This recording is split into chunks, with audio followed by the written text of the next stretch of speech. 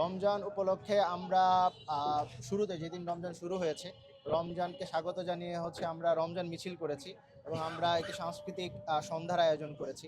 আপনারা জানেন যে মুসলমানদের উৎসব বা ইবাদত এটা শুধুমাত্র রিচুয়ালসে সীমাবদ্ধ না, এইটা তার উৎসবের মধ্যে আমেজে ছড়িয়ে পড়ে। কিন্তু আমরা দেখেছিলাম যে বিগত 17 বছরে আওয়ামী লীগ মুসলমানদের এই উৎসবের অনুষঙ্গগুলোকে নানাভাবে দমিয়ে রেখেছে। ফলে আমরা চেষ্টা করেছি এই যে আমাদের কালচারাল আইডেন্টিটির অংশ এই রমজান, সেটাকে নানাভাবে ফুটিয়ে তুলতে। ফলে ক্যাম্পাসের বিভিন্ন অংশে আমরা নানাভাবে আলোকসজ্জা করেছি এবং রমজান মিছিল করেছি এবং রমজানের আমরা আরেকটি প্রতিযোগিতা আমরা ছাত্র শিবিরের পক্ষ থেকে ঘোষণা করেছি, হিকমা রমাদান কম্পিটিশন, একটি সিরাপ প্রতিযোগিতা।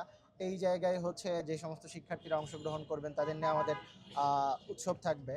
আমরা এর বাইরে আরও বেশ কিছু উৎসব পালন করব। আপনারা জানেন যে 17ই রমজান, এই দিনে ইতিহাসের অন্যতম গুরুত্বপূর্ণ অংশ বদর যুদ্ধ অনুষ্ঠিত হয়েছিল, যেই যুদ্ধ মুসলমানদের প্রথম যুদ্ধ ছিল। এই বদর দিবসকে উদযাপন করেও আমরা এই প্রোগ্রাম করার চিন্তা করেছি। এবং আরেকটি গুরুত্বপূর্ণ প্রোগ্রাম ছাত্র শিবিরের পক্ষ থেকে রমজান মাসে, সেটি হচ্ছে প্রোডাক্টিভ রমাদান।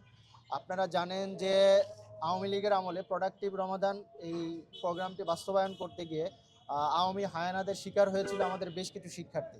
তারা নির্যাতিত হয়েছিল শুধুমাত্র এই প্রোগ্রামটি বাস্তবায়ন করার কারণে। এবং একজন নির্যাতিত শিক্ষার্থী আমাদের সাথে এখন উপস্থিত আছেন, সাফওয়ান। ফলে এই যে আমাদের কালচারাল আইডেন্টিটি, যেটাকে দমিয়ে রাখা হয়েছিল, ফলে প্রত্যেক বছর আমরা এই প্রোডাক্টিভ রমাদান বাস্তবায়ন করে থাকি। গত বছর আমরা বিশাল পরিসরে আন্তর্জাতিক খ্যাতিসম্পন্ন স্কলার ইয়াসির কাদিকে নিয়ে এসে প্রোডাক্টিভ রমাদান বাস্তবায়ন করেছি। এবছরও আমরা মার্চের 2 তারিখ টিএসসি অডিটোরিয়ামে আমরা এই প্রোডাক্টিভ রমাদান আবার বাস্তবায়ন করব। ফলে আমরা চেষ্টা করছি নানাবিধ উৎসব ভাগাভাগি, আনন্দ ভাগাভাগির মধ্য দিয়ে এই রমজান সবার মধ্যে, সমস্ত শিক্ষার্থীদেরকে নিয়ে পালন করা।